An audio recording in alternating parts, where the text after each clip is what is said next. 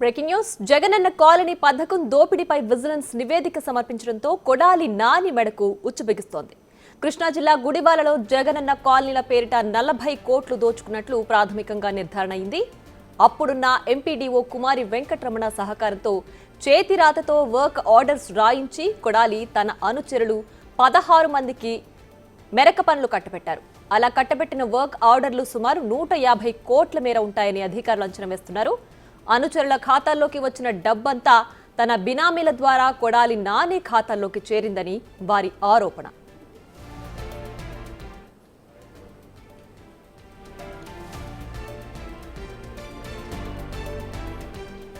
Vigilance అధికారులు గత కొన్ని నెలలుగా కొడాలి నాని అక్రమాలను వెలికి తీసేందుకు అన్ని రికార్డులను జల్లెడపడుతున్నారు. జగనన్న కాలనీల పేరిట ఇన్ని వేల కోట్ల నిధులు దోచుకుని క్షేత్రస్థాయిలో కనీసం 8 కోట్ల విలువైన పని కూడా జరపలేదని అధికారులు నివేదికిచ్చారు. కొడాలి వర్క్ ఆర్డర్లు ఇచ్చిన వారంతా సామాన్యులు కావడం, వారి బ్యాంకు ఖాతాల్లో పెద్ద ఎత్తున డబ్బులు వచ్చిపడడంతో జీఎస్టీ అధికారులు వీరందరికీ నోటీసులు ఇచ్చారు. నోటీసులతో బిత్తరపోయిన ఖాతాదారులు తాము ఇంత డబ్బు ఎక్కడి నుంచి తీసుకొచ్చి కడతామని గగ్గోలు పెడుతూ తమ ఖాతాలను ఉపయోగించుకున్న వైసీపీ నేతలను నిలదీశారు. అప్పటికే వచ్చిన డబ్బును కాజేసిన వైసీపీ నేతలు తమకు ఎలాంటి సంబంధం లేదని చేతులెత్తేశారు. దీంతో వారంతా అధికారుల వద్దకొచ్చి జరిగిన అన్యాయాన్ని వివరించడంతో విజిలెన్స్ అధికారులు వారి నుంచి స్టేట్మెంట్లు రికార్డ్ చేశారు. ఎవరెవరి ఖాతాల్లోకి డబ్బులు వెళ్లాయో వారికి నోటీసులు ఇవ్వనున్నారు. ఏసీబీ ద్వారా ప్రాథమిక దర్యాప్తు చేయించి కేసు నమోదు చేయాలని ప్రభుత్వ పెద్దలు భావిస్తున్నారు.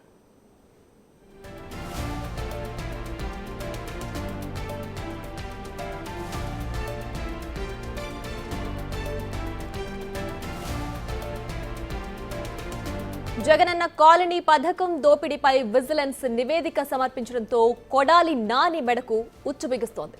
కృష్ణా జిల్లా గుడివాడలో జగనన్న కాలనీల పేరిట 40 కోట్లు దోచుకున్నట్లు ప్రాథమికంగా నిర్ధారణైంది.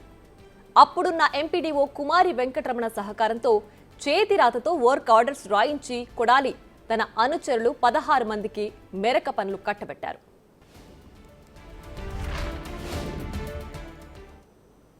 మరింత సమాచారాన్ని మా ప్రతినిధి శివ లైవ్ లో అందిస్తారు. శివ, చెప్పండి, జగనన్న కాలనీ పథకంలో జరిగిన దోపిడీలకు సంబంధించి బాధితులు ఏమంటున్నారు? కొడాలి నానికి ఎలాంటి నష్టం జరిగే అవకాశం ఉంది? దీనివల్ల పూర్తి డీటెయిల్స్ ఏంటి?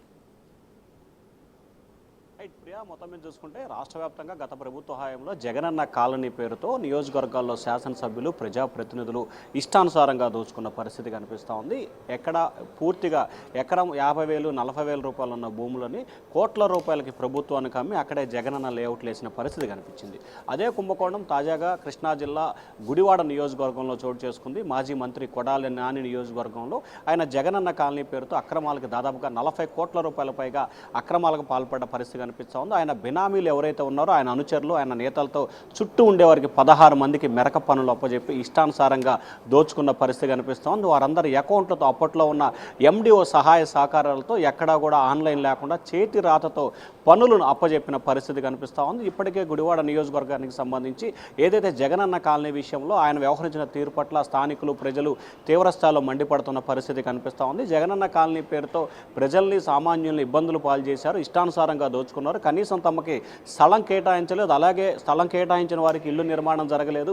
కానీ ఇల్లు నిర్మాణం సంబంధించి ఎటువంటి ప్రయత్నాలు జరగలేదు. కానీ ఇటువంటి టైంలో అధికార పార్టీ నేతలు, అంటే అప్పటి అధికార పార్టీ నేతలు ఇష్టానుసారంగా దోచుకోవడానికి అగ్రతాంబూలం ఇచ్చారని చెప్పి ప్రజలైతే తీవ్రస్థాయిలో విమర్శల వర్షాన్ని గుప్పిస్తున్నారు.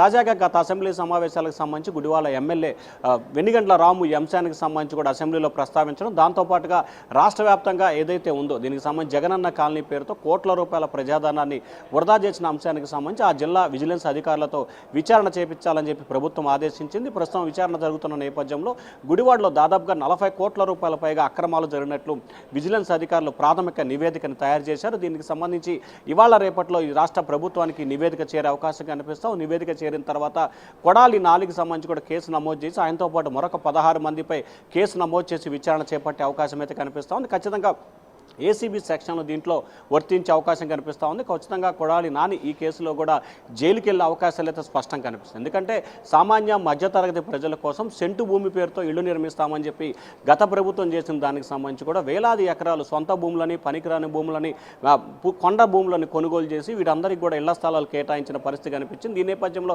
రాష్ట్రంలో ఎక్కడా కూడా 10% కూడా గృహ నిర్మాణాలు చేపట్టలేదని చెప్పి ప్రభుత్వం ప్రాథమిక విచారణ తేలింది. ఈ నేపథ్యంలో రాష్ట్ర వ్యాప్తంగా జరిగిన అక్రమాలపై నిగ్గు తేల్చాలని చెప్పి కూడా విచారణకి విజిలెన్స్ కమిటీ వేసింది. తాజాగా విజిలెన్స్ కమిటీ ఇచ్చిన నివేదిక ఆధారంగా కూడా ఆయా నియోజకవర్గాల్లో జరుగుతున్న వారిపై చర్యలు తీసుకునే అవకాశం కనిపిస్తూ ఉంది. ముందుగా ఇప్పటికే గుడివాడ నియోజకవర్గానికి సంబంధించి కూడా కొడాలి నాని చేసిన అక్రమాలపై కూడా కేసు నమోదు చేసేందుకు విజిలెన్స్ అధికారులు సిద్ధమవుతున్నారు. ప్రియా, రైట్. అయితే ఈ జగనన్న కాలనీ పథకం ద్వారా జరిగిన ట్రాన్సాక్షన్స్ అన్ని ఎవరైతే సామాన్య జనం ఖాతాల్లో వెళ్ళాయో వాళ్ళందరికీ ఎలాంటి ప్రమేయం ఉండదు ఇందులో.